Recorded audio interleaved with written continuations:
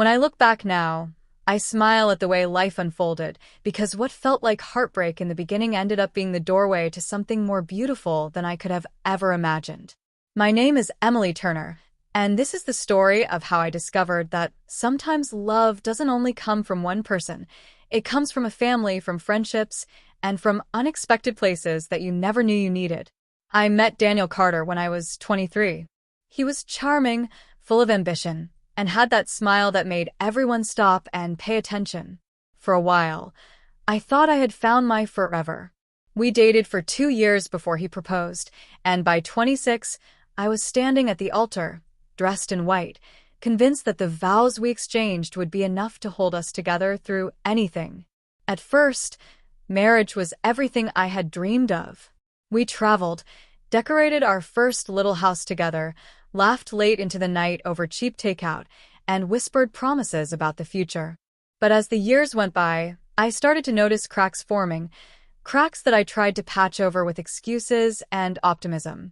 Daniel was busy, often distracted, and although he said he loved me, I began to feel like I was never quite enough to hold his full attention. It wasn't another woman. At least, not in the way most people would expect. Daniel wasn't unfaithful in body, but in spirit, he was divided. He was the kind of man who thrived on validation.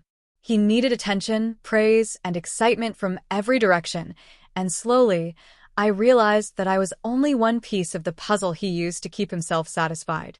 One evening, as we sat across from each other at the dinner table, I asked him directly, "Daniel," I said softly, "am I enough for you?" He froze with his fork halfway to his mouth. His blue eyes flickered with something I couldn't quite read: guilt, hesitation, maybe even fear. "Emily, you're everything to me," he said, setting his fork down. "But I don't think one person can ever really be enough for me. I need more energy, more connection, more people to fill the gaps in my life." The words stung like cold water thrown in my face. "So, you're saying you need 5 others to keep you happy?" His silence was louder than any confession. That silence told me more than words ever could. For weeks, I wrestled with anger, confusion, and sadness. I couldn't understand how the man I gave my whole heart to could admit that I wasn't enough. My self-worth crumbled, and I questioned everything: my looks, my laughter, my very presence. But slowly, painfully, I began to realize something important. Daniel's emptiness wasn't about me. It was about him.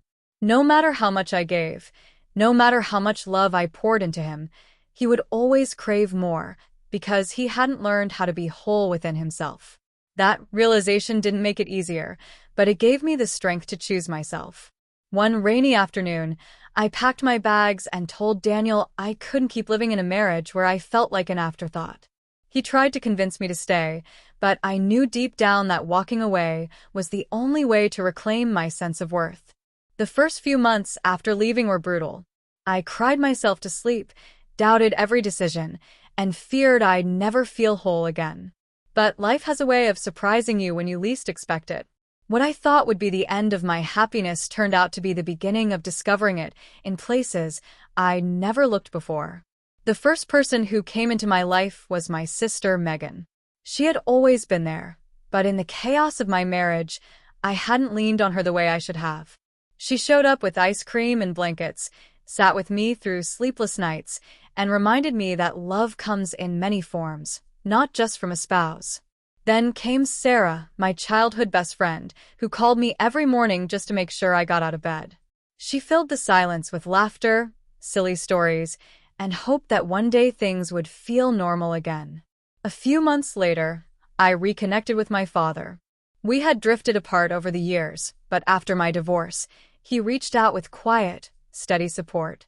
He fixed little things around my apartment, taught me how to budget better, and gave me the kind of unconditional presence I hadn't realized I'd been missing. Through Megan, I met her coworker, Olivia, who had gone through a divorce herself. We bonded over shared pain and healing, and she became like an older sister, guiding me through the stages of letting go. She taught me that scars don't define you, they remind you of your strength. And then there was my neighbor, Mrs. Reynolds, an elderly widow who lived down the hall. She knocked on my door one evening with a tray of cookies, saying she had heard me crying. She invited me into her little apartment filled with plants and photo albums, and there, in her warmth and stories, I found a reminder that life keeps moving, even after loss. It wasn't romantic love that carried me forward, but the collective strength of these 5 people who became my circle, my family in every sense of the word. Together, they gave me more happiness, more comfort, and more love than Daniel ever could. Over time, I stopped measuring my worth by how one man saw me. I started to build a life filled with laughter, community, and purpose. I went back to school, started volunteering at a local shelter, and even traveled with Megan and Sarah on a road trip that gave me memories I'll cherish forever. Years later, when I ran into Daniel at a coffee shop, he looked tired, worn down, still chasing something he couldn't quite find. We exchanged polite small talk, but as I walked away, I felt no bitterness. Instead, I felt gratitude for the heartbreak that pushed me into the arms of the people who truly loved me. Because in the end, he may have needed 5 others to keep himself happy, but I discovered that I only needed one thing to keep me happy: a heart open enough to receive love from wherever it was genuinely given. And that love came not from one man, but from the beautiful circle of people who stood beside me when I needed it most. This is my story, and if you're listening to it, I hope you remember this. You are enough. No single person defines your worth, and sometimes the family you choose, or the one that chooses you, can give you more happiness than you ever imagined.